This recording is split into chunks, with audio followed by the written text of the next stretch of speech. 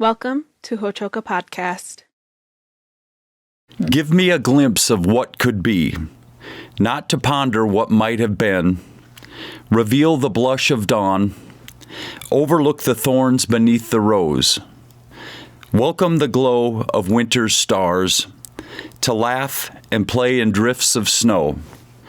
Kindle that gentle beauty and pray when the night and quiet come.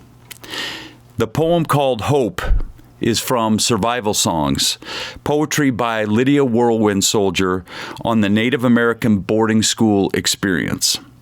Hello, Midaku Yepi, and welcome to Hochoka, here at the center of St. Joseph's Indian School's campus. I'm Scott Wooster, today's host. Today, we are once again joined by this Lakota poet, Lydia Whirlwind Soldier. Welcome back, Lydia. Thank you. Mm-hmm. Thank you for inviting me. Mm-hmm. Hope is a haunting poem, and I can only imagine that it gives a voice to what kept you strong. You talk about when the night and when the quiet came, and I assume that poem gave you strength. It was a very difficult time. When we first went back to school, for maybe about the first 2 weeks, you could hear the kids crying at night, crying for their parents. Right. And so it was a very difficult time. So as hopeful as that poem is, in this episode, we're going to explore more difficult themes that are presented in your book of poetry, Survival Songs. It was published 4 years ago in 2020. And in the introduction to this work, you write about the mandated government policies that destroyed the tribal cultures and identities. You write that Lakotas must know their history. What do you mean by that? What does that mean to you? Yeah. I knew my history because my grandparents talked about it. And my grandfather was second tribal vice president of the tribe when it was when the tribe was organized, you know, and my great grandfather was a chief, so you know I knew my history, and I was very fortunate because they talked about relatives who were warriors and how we tried to hang on to what we were, but he always told us, you have to live in two societies. You're stand strong in your own society, in the Lakota society, stand strong, but be able to step into white society and function and succeed, and you need an education to do that. And so that's what all my brothers, went to college, and I had one brother who was a PA in a hospital. One brother who was a Vietnam veteran was a corpsman, and he had Agent Orange poisoning. And died from that. And I had another brother who was a medic in the Army. So, we were all able to step into white society and succeed. Yet we all spoke Lakota when we went home. And we all went to ceremonies, and we all danced, and all my brothers sang. So, they were confident in their Lakota identity, yet were able to succeed in white society. Right. That's pretty impressive for your parents or grandparents to have known and been able to coach you into being a part of both worlds at that time. Right? For them to be able to say that you're going to know your culture, your traditional culture, and to know that you need to walk in this world in a way that you can survive. That's pretty impressive for them to know that. Yeah, I feel confident and being bilingual and bicultural. Yet I still feel like I've forgotten some of the things, and so I'm still learning. Yeah. Some of the traditional teachings. Yeah. Well, I'm fairly confident in traditional teachings. Yep. And I see that in your poetry too, where you talk about the things that you did with your grandmother, walking in the hills and understanding where the food comes from and understanding the relation to nature and understanding the language, all of those things. Obviously, you've retained and been able to put that into your own writing. Yes, my grandmother always pointed things out to us. Yeah. And she always said, look around, be aware.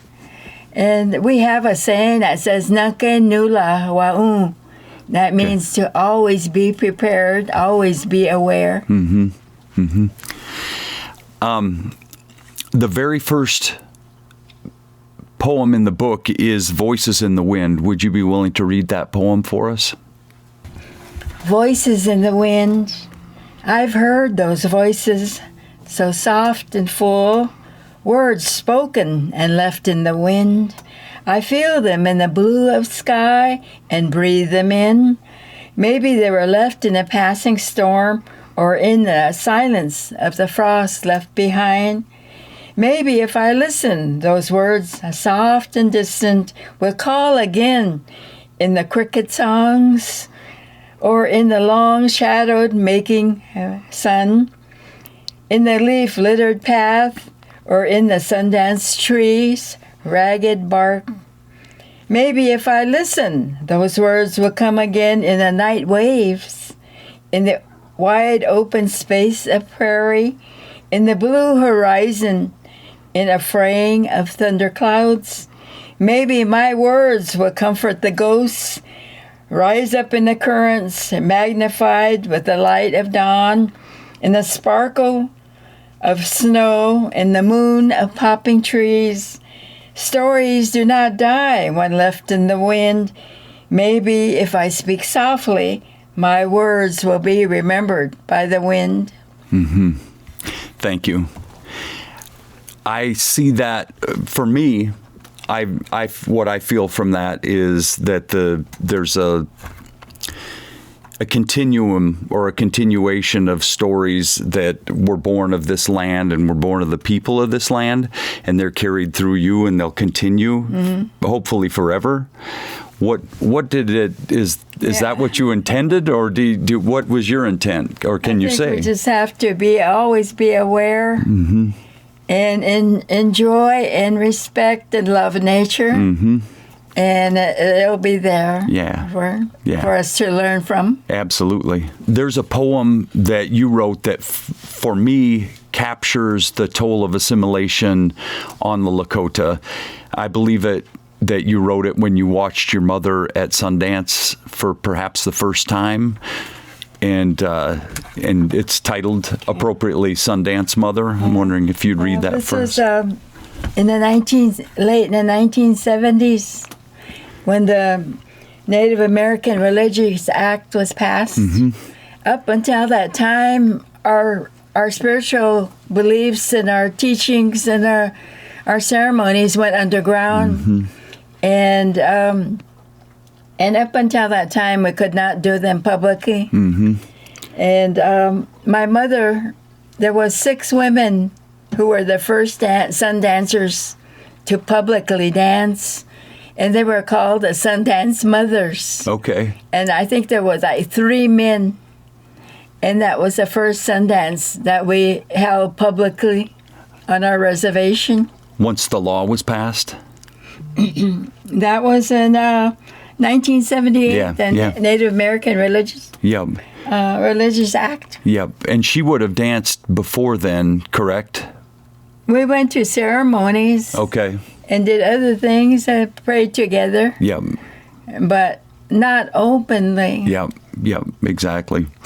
Would you be? It was against the law. Right. Exactly. Yeah. But she never actually Sundance. I've heard the stories of Sundances happening and having lookouts to watch for the police to warn.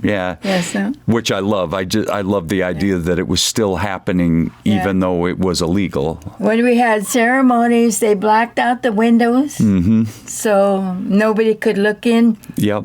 Or nobody knew what was going on. Right. Because it was against the law. Right. And we could end up going to jail. For praying. Yeah. Which is insane, right? Would you be willing to read Sundance Mother for us? Sundance Mother.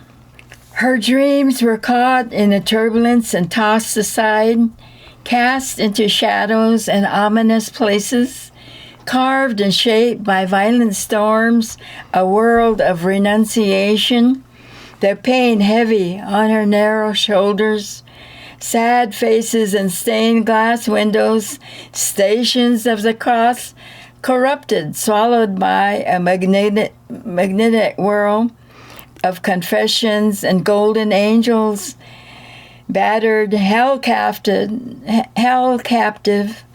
like the butterfly pinned to symbols of illusionary good. She slipped into silence and cloudy memory. Years stretched before her. She wandered adrift, taunted death, searched for safe resting places. Sunbeams summoned strength through the darkened paths and swamps of self-doubt and fear. She found what remained brilliant and clear. She escaped to soar on silk wings of sunrise and sunset colors, to return to the triumph, to the truth of a Sundance Mother. What an homage to your mother. That's an amazing tribute to her, and to how healing that must have been for her to be able to go into that circle and do what she did as a dancer. And were you there to watch her dance when she was able to step into the circle? Yes, sir. Yeah. Yes, it was. We didn't know what to expect. We wanted to pray, but we were unsure. Because, it was against the law. So we were unsure if we could actually participate publicly. Right, because even if it becomes legal, the trust still was not there. I'm sure after that's true. Yes, centuries of mistrust needed to be. Yeah. Where was that Sundance? Was that in Bad Nation? It was at Two Strike on our reservation. Yep, exactly. Huh. Did you follow her example in Sundance yourself? Yes, I did. I did. Yeah. And does that poem speak to you as a Sundancer when you're out in the circle? Yes, To me, the most direct and poignant poem in the collection is Nightmares. And Captain Richard H. Pratt said of his model boarding school, which was Carlisle, and which set into motion the era of federal boarding schools, he famously said, "Kill the Indian and save the man." For our audience, you reference that slogan twice in your poem, Nightmares.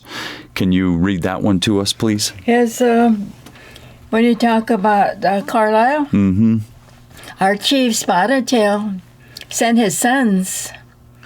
He wanted them to learn English and how to deal with white society to help our tribe adjust and adapt to all the changes. And my great-grandfather, World War soldier, was his nephew, so he sent him too. And Chief Spotted Tail would go to Washington on business, and he stopped at Carlisle to see his sons and my great-grandfather. And they were out working on farms. They weren't learning. Yeah, they were sent out to Quaker farms in Pennsylvania. Wow, okay. And he was very upset. He went to Washington, finished his business, came back, picked up his sons, picked up my great-grandfather, and brought them home because he didn't feel like they were learning what they should be learning. And nightmares, I think, really, I think it describes what we went through. Should I read it? Would you please? Okay. Yeah. Nightmares. Sense of dread comes from a place so deep within, moments so real, filled with colorless faces, walls and fences, and habits of the mind, family love and comfort deprived, shards of self-crushed, real darkness known of the federal mandate, Christians' absolute reign, drive the spear, kill the Indian, and save the child. Endangered species or extinction, living in submission in harsh Catholic rule. Recover, let go, collect the nectar of Lakota ceremonies, prayers not empty, not memorized, clarity within the scent of sage. Lakota's circle of sunlight transcends thistles and thorns, hiding behind the mask of kill the Indian and save the child. Yeah. Thank you. Yeah. And once again, it speaks to that piece where they were lied to. They were told that their kids were going to a place to do something for their betterment, I guess. And once again, it was a lie. And I think that's an amazing piece of history for you to be able to write about and be able to talk about Spotted Tail and your ancestors and those kids being able to be brought home. Because as you know, and I know, many of those kids weren't brought home and they didn't have that opportunity to do that. Yeah, my mother's father was sent to Carlisle. And he didn't come home till he was in his 20s. But he was sent out to the Quaker farms to work. He worked all summer.